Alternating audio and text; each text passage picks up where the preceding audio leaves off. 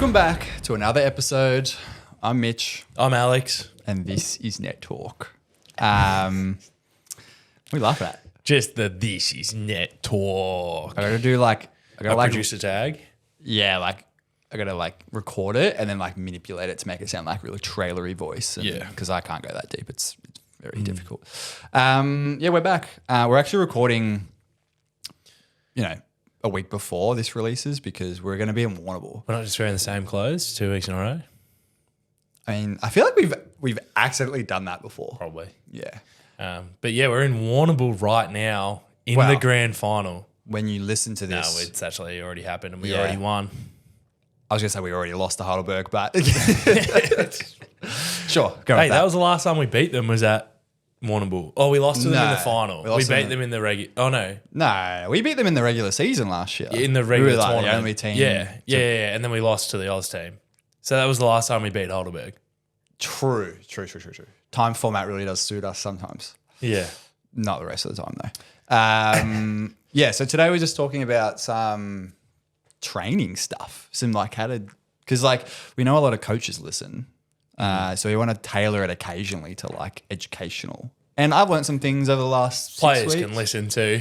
Help your coaches out by actually engaging with trainings a little bit more. Yeah, My juniors out there listening. Yeah, no, tell your coach exactly how to run trainings. That will really please them. Oh, they already do that. All right. I'm looking at the camera, looking down the lens. They already say, so we doing gameplay now? And that was a good impression of them too. Well, we'll talk. So like I've spent a lot of time as I was teased for saying that I have a new coaching role. I won't say what it was because I got teased last episode for it.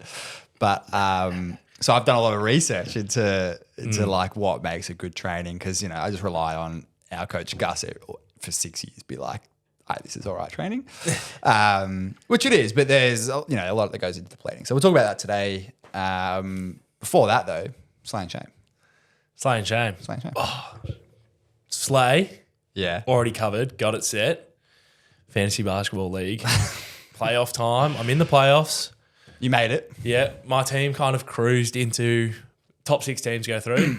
I think I'll cruise into 5th or 4th, depending on like percentages. How many total? Out of 12 teams. I thought you were going to say 6. 12 fantasy teams. No.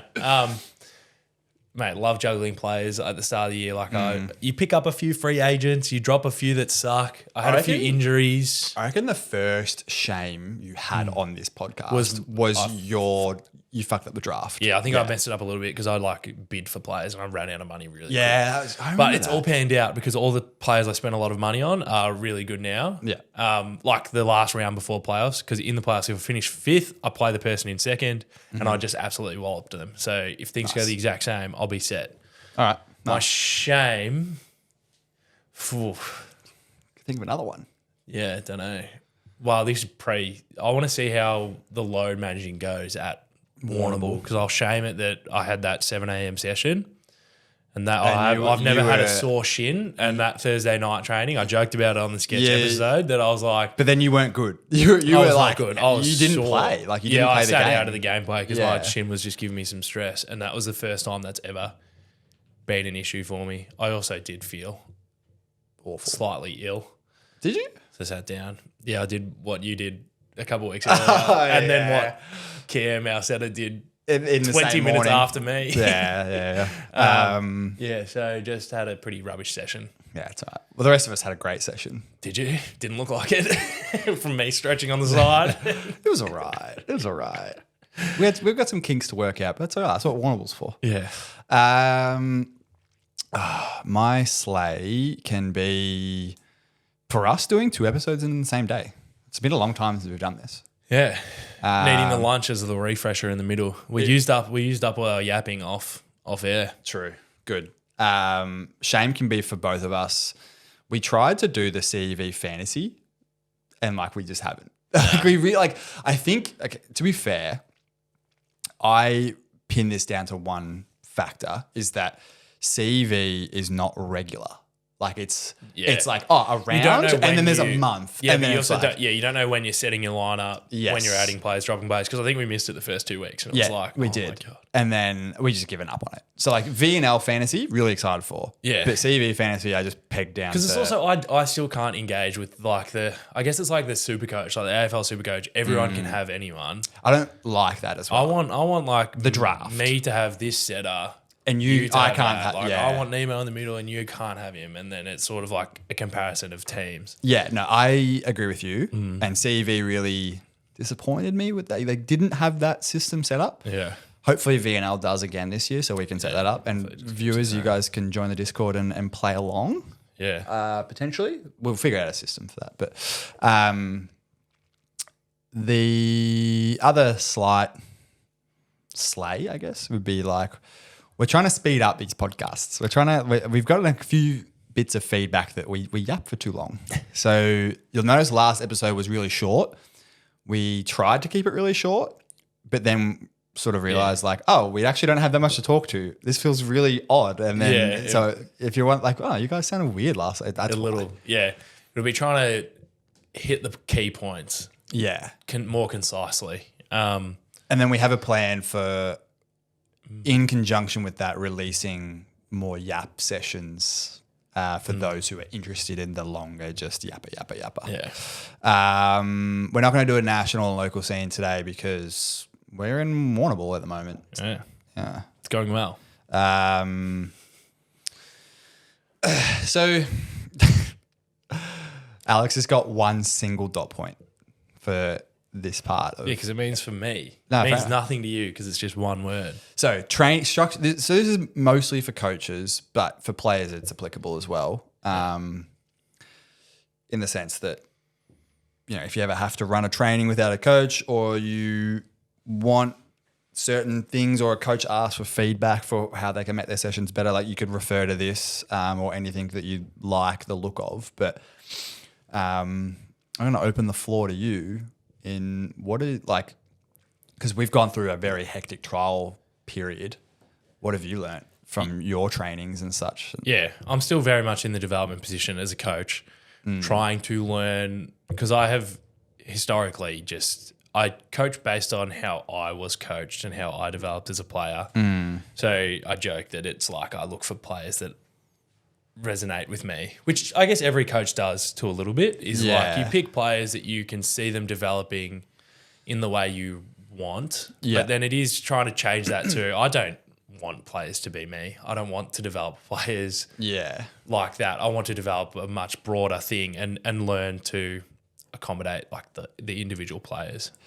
So how does that affect your training? Like how does that affect your planning for training? I'm trying to learn what resonates with individual players over the trial period is very tough because you still have heaps of players there. But as soon as I narrowed it down, it's now trying to figure out how to get everyone an environment and the chance to work on what they need to work on at that time. Yeah. So it is very tough for me with like a varied group of juniors. Not actually that varied. They're all at they're all at similar stages. But it is like slightly different to a senior team where you can just know this group partially is probably always need to work on their serve reception and transition. So you can just always designate that to that. But then it's like sometimes like what are the with middles juniors, do? I'm doing this pass hitter needs to work on their arm swing. Yeah. This one needs to work on broadening their last little 3-step approach. Yeah. Going slow to fast. Like everyone is at a very different thing within the same skill. Yeah. So that's something I'm trying to work on and learn to better. And it's very difficult No, it is. as a coach to insert yourself for feedback with players because especially juniors. some players look for feedback a lot. Yeah. Others don't look for feedback much. And it's trying to offer feedback to everyone when they actually need it, not necessarily just when they're looking for it, trying to get them at the right timing. Yeah, and as like it's hard for you because it's juniors too. Like juniors don't have a whole lot of experience to really determine what is good coaching, what is not so good coaching. So opening up the floor to them can be chaotic, but you still have to do it. And I still think like, yeah, that's what makes coaches good coaches is that they are always willing to learn and open up that. But yeah, no, I think that's good. Like, I know we talk about it a lot off air about like what styles of training that people have and how that is applicable to the group that you have. Like this year for me, it's been very different. Like I'm used to more developmental in skills in terms of like having done a lot of Reserve 1 and previously before you, like the junior coach. It's a lot of drills, a lot of, as you said, like drills that specifically allow each player to work on something. But yeah, now I'm transitioning a lot more to 6-on-6. Is that the answer for everyone? Probably not. But it's certainly something to try. It's probably a good thing to try is transitioning drills into more game simulation. Yeah. I still reckon maybe a little bit more than others, like isolating skills is still important.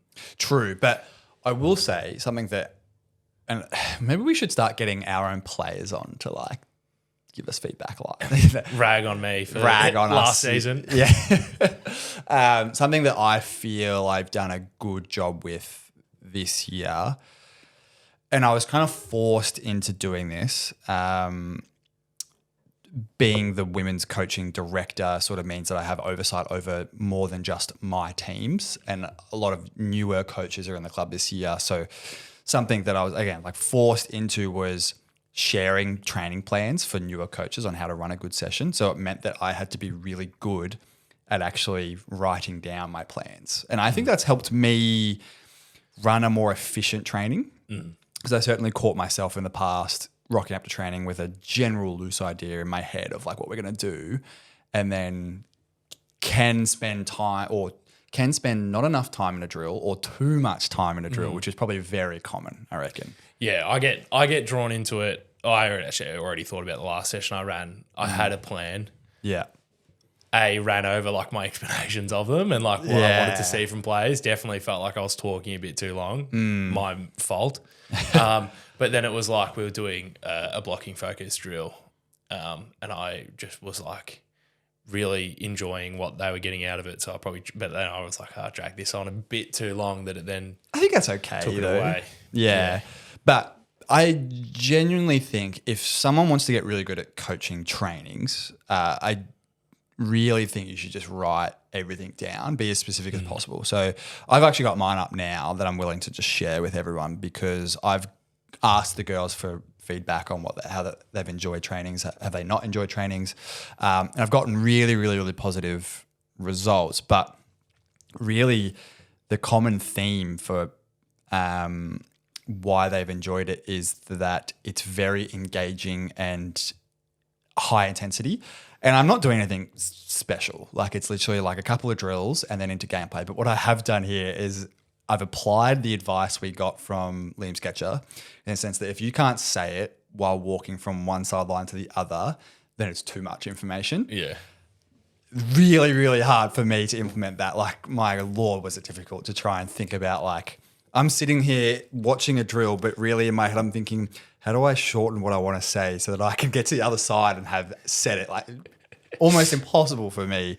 For those who know my coaching style, you know I love to talk. I'm just verbally dyslexic, so I say the same thing 3 different ways with the words in different orders. Hoping, that's probably good, hoping to hit different types of listeners. But so that was a big thing. It was like, but that went in conjunction with what I've actually done on this training plan is keep the times very specific. So our warm-up session is from 6 to 6:45, and that includes everything from our mobility to shoulders to mini games to 3-on-3, and then some other step close activation. And then I have each drill starts and finishes at a specific time. First week I ran it, went overtime on every single drill. So I was like, all right, how do we fix this situation? I know you've tried that and you also went overtime. Yeah, and then I remember because I always still want to finish with gameplay or something scenario, just to get players comfortable playing with each other. Yeah. Especially pre-season when the season starts so soon. So you've kind of got to cram it. But like still with a lot of flexibility in what the potential starting lineup might be. It's like I don't want to just run these 6 players because maybe they'll be next to someone else. So I don't want to do A team versus B team. Well, we found out from other coaches and ourselves from our experience that A versus B is not good coaching. Yeah. But then it's like, I remember the first session I went, I'm getting to gameplay and I've got a half hour, 40 minutes. That's enough time for a set. Yeah. And then we had a lot of service errors actually, so we got through the set pretty quick. That's always the case with juniors, I feel like. Yeah. After the sponsor, I'll get into that. Remind me. I've got it here, but remind me that exact point. But yeah, so I've got essentially 2 or 3 drills, and that might sound like not a lot of drills, but in reality, something else that I've learned from really experienced coaches, and something that our coach Gus does with us fairly well, is if you're going to start a drill and do it for 15 to 25 minutes, that drill has to have some sort of progression. Yeah. It is common, I think, to hear players sort of say, we've been doing this drill for 25 minutes and I'm not really that engaged. It's sort of okay from what I hear and what I've been taught to stop a drill every 10 to 15 minutes, because I don't know who said this. I feel like it would be a Mark Lebedeau lecture that I got to listen on, where he sort of said, like, if you think about it, rarely in volleyball do players have to fully lock in for more than 10 minutes without a timeout, a substitute, like in a game environment. Yeah. Which I found really interesting. I've actually tried to enforce it, and I want to reinforce it a little bit more with juniors about like actually thinking about how much of training time is productive time or focused time. Yeah. In a game, I wouldn't even say you have to wait for timeouts to have a break. It's after every single point, you get 20 seconds. So it's like, yes, you might be at the back of the line in a crisscross pepper. Just like it's still a warm-up drill. You're still sort of activating, but you're still trying to execute a skill. Yeah. You get the time at the back of the line to think about what you did or get ready or think about something completely unrelated. And then when you're one person back from the line, you need to be back watching the ball, looking at the hitter's action. And then you're the person defending, you are watching that locked in, focused for that 5 seconds. And then you get your time to refresh again. Yeah. Because your productive time, like we have a 3-hour window for trainings. Yeah. Which is a lot longer than most. Yeah. But you're not using 2 hours, 50 minutes at training. You're probably players are rolling in 5 minutes late, getting their shoes on, warm up. Yeah. You're getting, that cuts you back to 2.5 hours of like time available. You get drink breaks and time to explain drills, probably cuts you back to 2 hours 10. So I got a really funny one for you. And this is I got access to I love my online little lectures that VolleyBrains is a really good subscription that I've recently joined, which is they get high end coaches to go on a podcast sort of format, but they watch the training footage over. And that's how I learned a lot of these techniques, was talking with Sketch and other really good coaches, but also looking at how they implement their things. Do you want to know how much time I'm on my phone? Not texting, not to be rude, but I'm on my phone looking at a message I sent to a friend about. So, new coach on the women's program. I'm trying to just build a culture, like just trying to build it up, trying to lay down some foundations. And I've got a couple of things I've sort of stolen from really successful college programs, and one is from Nebraska, and it's this idea of racing for reps, and it's to be really efficient with what you do in between each intensive like action. Yeah. So let's say you throw 100 balls every training in a drill. Like let's say you throw a ball, right? You ever get like a free ball toss, which is really quite high to the roof, versus a toss that's really close to the net. So that's like a 2-second toss versus a 1-second toss. Over a season, how much time do you reckon that wastes? Yeah, like hours. 6 hours. 6 hours. 6 hours. Yeah. To cut it down, 100 balls every. You're not going to throw 100. Well, you probably might. If you think about it, like, that's a lot of time wasted. Yeah, it is. Just from a toss. It's absurd.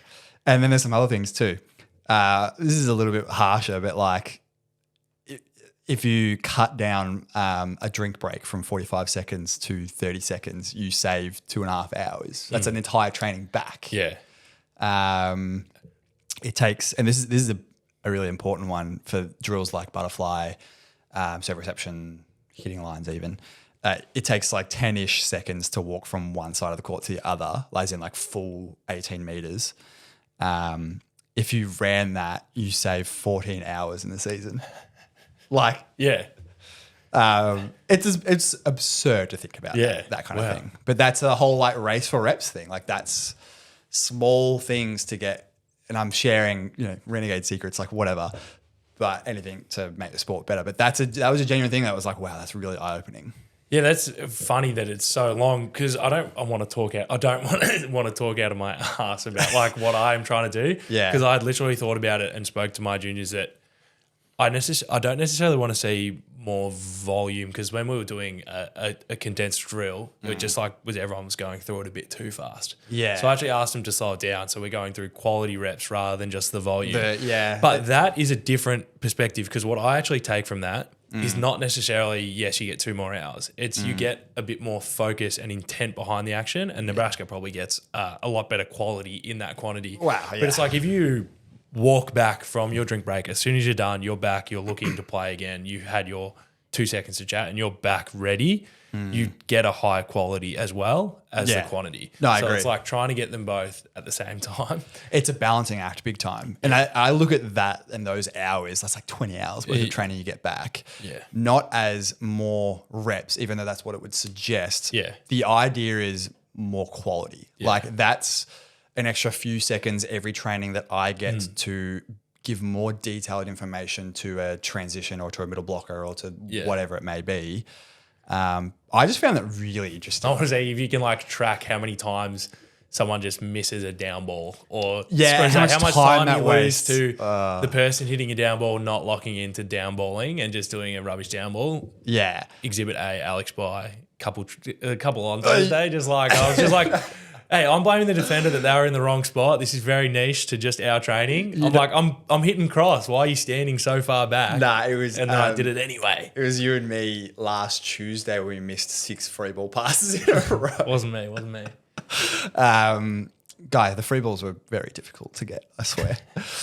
No, but you're right. Like that's a good point to make, that race for reps doesn't necessarily mean we're flogging quantity of reps. It just means you've got more time to, as you said, focus on the correct intention when you are, and that's something you can say to your players. Yeah.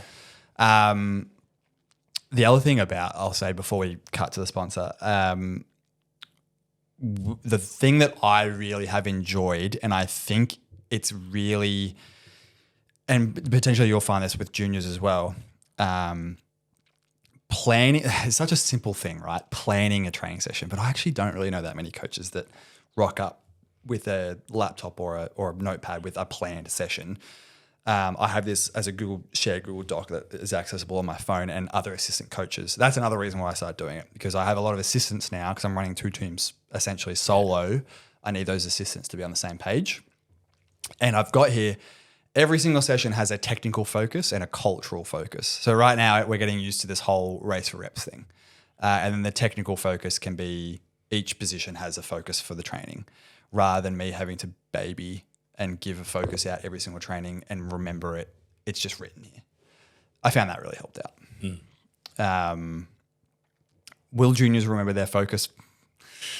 No, I've been doing something that like I used to do as a junior, and I actually had it as a thing I was thinking about on reflection, and then one of the juniors brought it up and was like, "Can we do you've got to get everyone doing what you did well, what you did poorly, what to do next week?" And I was like, I remember my beach state team was probably the last time I actually did that sort of thing. Did that as an athlete, and it was very productive for me at that stage of my career. And I was like, I remember doing that. We even ranked our training intensity and all that, and I was like, that is good. That is something that is motivated by the athlete, but needs to be prompted. And that's one thing that I have also found is I like that, because then you start working out you start learning your athletes. Like you start working out which athletes are really hard on themselves and which athletes maybe need to be a bit harder on themselves.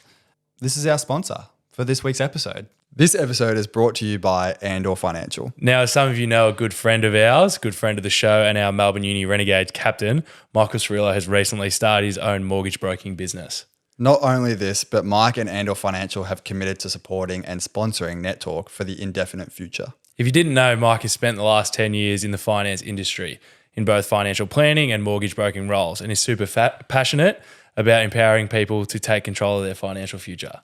So you, or if anyone you know is in need of a home loan or would like to review their current lending situation, reach out to Mike and Andor Financial. You can find out more information in the footnotes or description down below. Thank you again to Andor Financial for sponsoring Net Talk. And we're back. From a midpoint sponsor that might actually be in the middle. For once. Potentially. Yeah, it's wild having a plan. Well, we actually do plan usually and well, and we have. But now we're talking about it, we actually have to try. True. Yeah. I talk a lot about training plans today for us to rarely have podcast plans. We always have the we always have a plan, yeah. The things and maybe the categories we want to talk about. We just find it really hit. We just find it really easy to go off topic. Yeah. Yeah, which drags the drill on long. So you might be wanting to talk about someone's passing percentage and then you're talking about something else. Everything about them. Yeah. You go. Yeah, we're coming back to talk about actually learning to teach in gameplay scenario in 6-on-6. Yeah. In a situation that is a little bit harder to isolate feedback. Yes. And things. What do you do in those times? Wow. This is something that's really opened my eyes to higher level coaching concepts very quickly. Both now that I don't know if it's like super recent, but like in our trainings with Gus, he does it with us now. So now not only am I coaching in this way, but I'm also being coached in this way. Like Gus has been doing it with us for years, but now it's like really in my forefront, like my focus of like, oh, this is how this applies to our team and what it feels like to be in that situation, but then also to be the other side, which is interesting to get both perspectives. But the eye-opening thing about it is I initially thought when you think like, oh, teach in 6-on-6, it's like, how does that work? Like, as you pointed out, like let's say I need my pass hitter to get really good at a transition out and attack cross court, right? Yeah. It's like, how do you do that in 6-on-6 without isolating him and then the rest of the team get something out of it? And the one thing I found when doing the research and looking at really good coaches and asking them questions is that the whole idea around teaching in 6-on-6 is that players get exposure to playing the game and reading the game and doing their skills in the game. But you can start 6-on-6 simulation however you want. So if you want that player to get good at their off block, dig a ball, get out, and then attack the ball, then start them in that situation and feed a ball to that player and then have them start the rally like that. That was the big thing. And that was like, you could apply that to anything. Yeah. Like, give me anything and I'll tell you how to start it, because now I've figured out like all the little, like, I've done this experiment on myself. Like, it's something as mundane as like, I want my middle blocker to go out and block this position and then transition for the closest quick ball. It's like, get them blocking, throw a ball over into whatever defense, and then they go and run that. Like, but it's still pretty hard to do. And I think there's a couple of different things you'll need to understand. Like, I think people they don't need to rush this as fast as they think. Because I feel like we did this on Tuesday, and that was like one of the first times where I was like, whoa, I'm really gassed out and I've done like nothing. Like, high intensity 6-on-6 is really tough. So that is one thing you can slow it down, take your time, but really encourage rally play. Yeah. Like that is where I found the most success, was when the player that I want to focus on right now is doing their action and we're getting some success out of it. And then we are actually like, everyone's then involved with the entire rally. Yeah, on that and the slowing it down, this is a low level coaching concept. It's like you can always repeat actions. Yeah. If some situation goes wrong, run it back again straight away. So players get another chance to reinforce actually the correct movement there, whether it's a setter having to come off the net and set a high ball and they just make a poor decision or poor execution, just run it again from the exact same scenario. Yeah. Which is often a lot of player led, and there's a lot of stuff that can go into that. Like a coach can ask a setter, force the be quick when you're in this scenario. I want our middle to work on opening up their chest so they're still an option. And that is where you start the drill. That's where you might run it over and over again. Yeah. Something separate to that as well that's like this is going to be player focused on helping a team in 6-on-6, because I've spoke to a libero that from a different team that like I spoke to them, they're like, man, sometimes training when we just are doing a gameplay session just sucks for a libero. Yeah, that because a lot of coaches might fall into the thing of just giving them a free ball, giving them a down ball, playing on. They don't need that rep. No. But then it's like as soon as you get to unrestricted gameplay where it's maybe the coach is just inputting feedback, no one's serving at the libero either. Yeah. They're not getting jump toppy practice because they don't get that. And it's like as a player, learn what you need to make your other teammates better. Serve the seam of the libero front court pass hitter. Not just always, our libero's fine, I'll just keep serving the front court pass hitter, because in a game, yes, I personally like to serve front court pass hitter. So that's what I do. And I'm practicing, my serve, making that front court pass hitter better. Serve the back court pass hitter every now and again, or rotate it through. Yeah. Or something that always comes up, because you're in a squad of 14, you have a couple absences. You've got a middle playing back court. Don't rip toppies at the middle because you're winning points in 6-on-6. Even when we do that at our training, that's so annoying. But I'm like, sometimes you can give a middle the passing rep as well, because they do need to get better. Yeah. And a lot of middles are good passers too. But it's like, hey, serve the pass hitter, or who's going to be passing? Serve someone that just think about your other options as a player. Yeah. So a coach doesn't need to say, we haven't served position 5 in the last 20 points. Can we start doing something? Yeah. And that leads me back to your point before the sponsor, where it was like, sometimes when coaches, and I've had coaches in the past do this, where it's like, all right, we're just going to do game now to get game exposure, but it's serve reception. There's always a time and place for serve reception. But I like to, because I've seen it done from much more experienced coaches, and now I understand why, is that I rarely start 6-on-6. So I have 2 phases, right? The phase where we don't start with serve. We start with what I want to work on, and then we do serve reception after that. And it's full rotation based game, because you can run into a situation where you want, like, this has been a thing, especially like back looking in like my old junior state teams, where it's like, all right, we need to work on our middles. And then it's like serve reception. We just can't, like, it's either serve error or we can't pass the ball. Yeah. And that is a lot of wasted time. And it's like, probably need to work on our serving and our reception. But if the focus is middles, like, let's get that success, especially kids, like, and we weren't good at passing. But like, that is the interesting way to do this. But as you said, like, finding ways to get all the players involved can be tricky. Like, when I first started doing this with big rosters, I found it really challenging to get all the middles rotating through and all the setters practicing backcourt and front court, because if you're doing this, they're not rotating, because they're in a spot. They're in a spot. Yeah, they're in a rally spot. So you got to stay on top of that.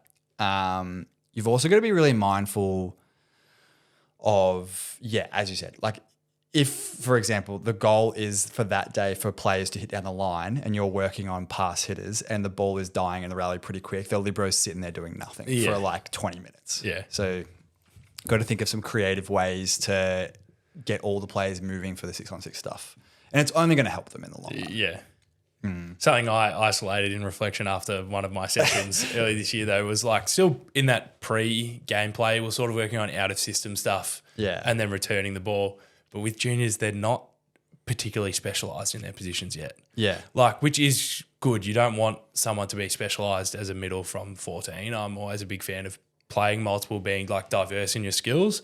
But when you get to a senior team, you have your role that you excel in the team, and you are then focusing and isolating that skill, because people do need to have their specialities to run a good team. Yeah. Juniors, you don't necessarily have that yet, so players play a lot. But I was doing an out-of-system drill, and like, it's good that they were eager, and I was like, but now I'm running, all my middles are doing outside hitting too.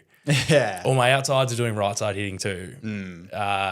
This is now taking a lot of time, and I was like, you get to do, like, and then it was trying to isolate that skill that pass hitters get to do this twice. Middles, you can still work on your out of system hitting from 4, but you are doing less reps, but you are still getting the chance. Yeah. Because you might still be swapping positions or learning new roles, but it is, I think, a little bit harder with juniors because they all want to do everything, and it's like, well, we still only have a finite time, and you do need to specialise eventually for game in the season. Especially with like juniors that are playing, under 19 prems. Yeah. And like if it was under 15s, under 17s, probably a different story.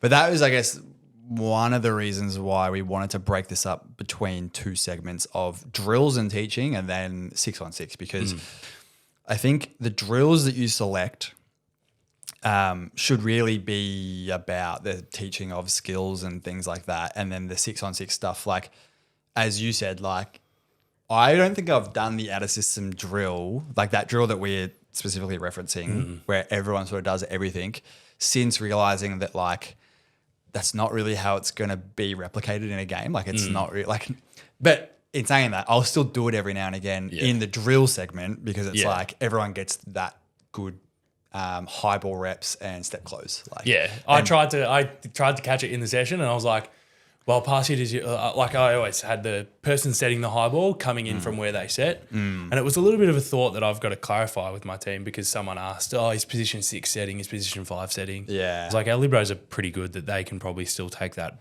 ball and we can run the pipe as an option still out of system. But then it was also like I thought about the Mark Lebedeau thing that we read that was like, whoever's closest takes it. And I was like, okay, so everyone needs to do it, but still come in from where you were. And I tried to catch it and was like, actually, middles, what do you you've done it. Then we ran a second ball in it that the middles hit. And it was like then it's like, out of system, run the quick. Out of system, run the quick. Run behind, quick. Like keeping them involved as much as possible. The other thing that I realized too, this is, is as much as we want to have like and I realized this when we were doing, because like, I've been hammering the girls hard on defense. So now I got to be really careful because when we do 6-on-6 stuff, these rallies go forever. Like the girls are gassed, and credit to them. They have worked hard on defense and they are really good at defense now. So now we're going to start killing the ball. But when we start getting into those longer end of the rallies, middles end up setting a lot of that out of system ball. So then I quickly realized like they're actually setting a lot from position 3. So again, another reason to maybe move more into the learning in the 6-on-6 stuff, because there's things that drills won't teach you because it's not going to simulate a game like a game will. Just a food for thought, like, because we done that out of system drill for years now. We always did it from position 5, 6, never from 3. But you get a good amount of, maybe add it in. But yeah, food for thought. So that's just like something that I've learned. You've learnt. There's like a lot of 6-on-6. The other thing that I want to talk about before we wrap up is the new, I don't know if I've spoken, this is like the last week or so I've learnt about this, is how to teach certain concepts with scoring mechanisms in 6-on-6. So there's this whole like unscored 6-on-6, which is where you like teach. It's like, okay, I'm going to feed the ball straight to my setter. I keep smashing this mic today. I don't know why. Normally I'm fine.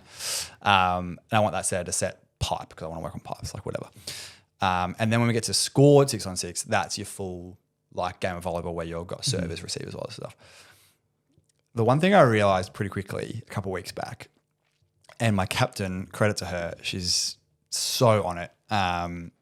She was like, we worked on cross-court hitting all session and then we got into gameplay and everyone just hit line. Yeah. And I was like, that's really annoying, isn't it? Yeah. And then I remember listening to a Mark Lebedeau lecture that I'm pretty sure you've seen as well. I don't know if it's on his blog or on the lectures or not. I can't remember where it was. But he was basically saying like scored 6-on-6 needs to have a purpose and it needs to have incentives for doing the things that you just practiced. Yeah. Double points for the cross. Right. So then, or whatnot. Yeah. Whatever you've done in training, it needs to be like, you're going to score twice if you do the thing that I want to do. Next session we ran it, I ran that system and my God, was it an improvement. So that is I thought you were even going to say you can introduce scenarios to that. You are down 21, 17 that is another thing as well. So that's usually my go-to preference is like I just am like, that's an easy way to implement it.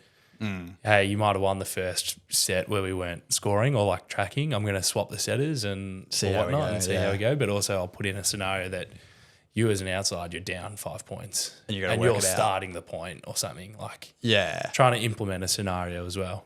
The one that was unique that I found the other day was this whole concept of business end of the set, which like isn't unheard of. Like everyone's heard of that. But it was the way this coach applied it to, it was John Cook from Nebraska. He's such a, well, everyone should know who that coach is. Very, very good coach. He was sort of saying like we do this thing where it's 22 all in the end of the set, 6-on-6. But you just play it out like normal. You go win by 2, regular. Whoever makes the first error, the other team gets a free ball. And if they kill that, the game is over. And then we go back to 22 all and then we re-simulate. And the idea is that if you're making an error at 22 all, that game's over for you. Like that error is costly. 23-22. Yeah, that error is absolutely costly. And I was like, wow, that's a really interesting, like that's a, like everyone knows that, but like no one's, like there's not, well, I never before listening to that was like, that's a really good way to enforce that we just can't make errors at that point in the game. Like we have to be patient, food for thought, more food for thought. yeah.